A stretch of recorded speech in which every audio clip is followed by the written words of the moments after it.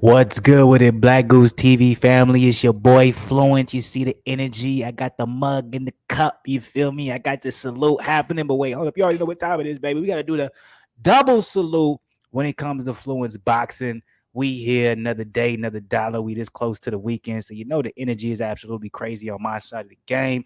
And also because we coming with a reaction video whenever we do the reaction videos. You know I'm hyped because I love watching this shit with y'all family. So with this particular reaction video, Steven Espinoza, Showtime's own, is giving us an update on the potential Errol Spence Terence Crawford fight that's supposedly, allegedly, quote unquote, happening this upcoming November. Of course, we had no confirmation from this. We've had a lot of different varying reports when it comes to the fight actually being legitimate. We have some people saying it's not. We have other people speculating it is. Old man Bob Arum came out of the woodworks and had an interview saying, man, I don't see how this fight gets done without somebody taking a big hit, subsidizing, whatever the case may be, but making it seem like it's going to be impossible. And then you have the other end of the spectrum, like my guy Steven Espinoza, where not recently, but before this particular update, he sounded very confident that the fight was going to happen. Of course, then Old Man Bob came out and said that's cap. And Old Man Bob, we don't have to hold any weight to anything he says because, of course, Terence Crawford isn't with Top Rank anymore. But I still listen to some of the things that he does say because what I'm saying, he been around boxing for 100+ years, shit. So I'm interested to see what Steven Espinoza has to give us as far as an update on this particular fight. If it's something that we can really take and be like, okay, this fight is happening. Or is it going to be more so something where he's kind of pandering to the audience or he's kind of putting something out there? Maybe that's going to work better in the negotiation period. I'm not sure. Or maybe this might be clickbait. Maybe he doesn't even say anything concrete. Maybe he just says, hey, we're doing the best we can and we're going to try and make this fight happen. You know what I'm saying? So I don't know what we're going to get from this video. I'm hoping we get something good, something concrete, something that we can lean on, something we can be excited for, and something that we can be hopeful for when it comes to the Terence Crawford or Spence fight. But we will see. All right. Now, before I start this motherfucker up, y'all see where I'm pointing, right?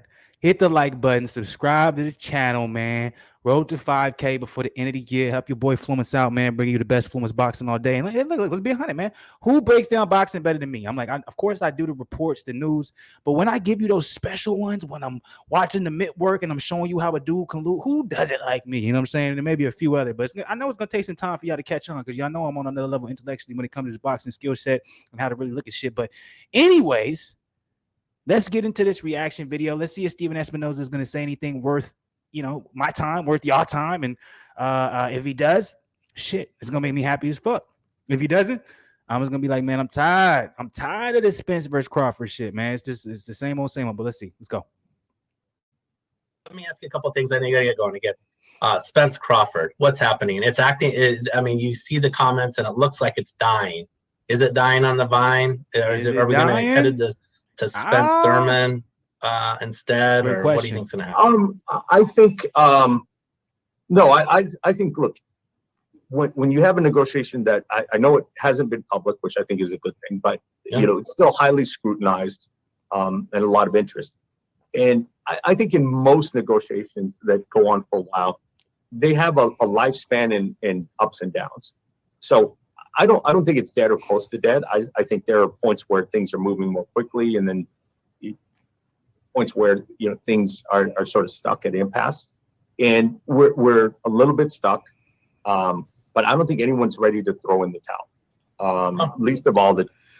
All right, so I'm gonna say this right now. Excuse me for interrupting, but it's in a reaction video Fluence tradition for me to interrupt when I hear something. So he was honest.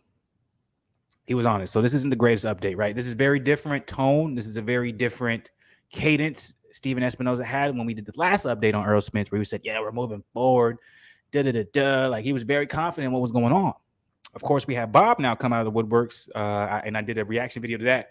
I think it was last week. Y'all can check that out. And he said, I don't see how this fight gets done without somebody taking a real hit or bringing in a third party to compensate what some of these fighters are one or the other fighter is asking that they know won't be able to generate enough revenue to be able to recoup whatever the particular fighter is asking. If you guys don't understand what I'm saying, I'm basically saying is they feel you have a worth, you have a value. Think about it as like a house. Like my house is worth $200,000. If I'm asking $290,000 for my house and it's worth $200,000, who's going to come along and pay that knowing that they're going to take a hit? No one, right? But what are the chances I have that someone comes along with a partner, with another partner who says, hey, we're all three of us are going to go in on this. So instead of one person just paying $290,000 for this house, now we're splitting it down 3 ways and we're actually paying less than what we're going to pay totally. I'd be willing to do that because I see the potential in the house, and I may take a hit on this in the short term, but in the long run, I see this being able to build an equity to where, it's only worth 200 now. You're paying 290 for it, but it's going to be worth 310 later. Now that's a very outlandish scenario. That never happens, right? But essentially, Bob Arum is saying this is what we're talking about with this fight. It's in high demand when it comes to hardcore boxing fans. And this is what I talked about too during that video. It's in high demand for hardcore boxing fans. But you guys, hardcore boxing fans, we're not a big enough population to make a boxer a superstar. We're not a big enough population to make a boxer a pay-per-view star. We need casual fans. Casual fans run everything. Casual fans run boxing, basketball, the internet. When you have a naive person who only pays attention to what is shock value to them, they're going to spend their money in groves because they like what they see during the moment. And you guys have to understand that when it comes to business marketing, especially the entertainment business. So with that being said, that's why I did the reaction video to Bob, because despite what people want to say about Bob, when I was watching, I was like, man, he makes a lot of sense. And so now that, Stephen F. Spinoza is saying, hey, we're on hold right now, it's basically echoing the sentiments of Bob. They're most likely going to have to choose. Is this fight big enough in their mind and demanding enough where we're going to pay these guys what they're asking for and we're just going to see what happens? And if we end up taking a loss on this, so be it. Because that's what PBC and Showtime and Top Rank did with Deontay Wilder versus Tyson Fury. I've said it a million times and you see how it turned out. Do they think that can happen with Errol Spence and Terence Crawford? I don't think they can, because heavyweight division is just different. Heavyweight division, you can get knocked down, knockouts, and they become something you weren't interested in before you become interested in. What if you get a 12-round decision for Terence Crawford versus Errol Spence? You're never making your money back. Never. Because there's no, what if you get a Devin Haney versus George Kambosos one? And Top Rank isn't even pressed about that. They know that didn't do the numbers it was supposed to be. But remember, Top Rank, their whole basis is not around pay-per-views. It's about free cable TV. So when they make their offers, it's all about, okay, are you going to be able to, fulfill a certain amount of viewers on my, okay, bet you can. Okay, I'm good. So they didn't lose money. And so that's why you guys got to understand Bob Arum was so reluctant on making Terence Crawford versus Errol, because Errol, PBC, Showtime, they wanted it on pay-per-view. Bob's like, man, we're going to lose money if we put it on pay-per-view. We should just make it free TV. All right. So let's get back at this. The 2 fighters. So yeah, there's some slow going, but the discussions are still ongoing. People are still trying to make this work. I think one of the most positive things is no one's talking about it publicly. I know, that's bad news for you and guys like you. Is that? And I wish I could share more. Because I know there's a lot of interest, but at the same time, I don't want to be. Real quick, he's saying it's a bad thing when you talk about the negotiations publicly. I'm almost positive majority of the major fights that are very close to happening, you hear about the negotiation period 2 months before. And so that gives us there's this coming out. There's these different rumors. And look, he's deflecting here. In my opinion, what I'm seeing, he's deflecting, because if you have a fight that's very close to happening or you think it's legitimate, you want people talking about it outside the sport because you can have leverage during negotiating power. If you leak something, Terence Crawford doesn't want to sign a contract. Errol Spence doesn't want to sign a contract. Now you have all the Terence Crawford fans coming out in groves and saying, sign the contract, Errol. So you're putting pressure on the other fighter.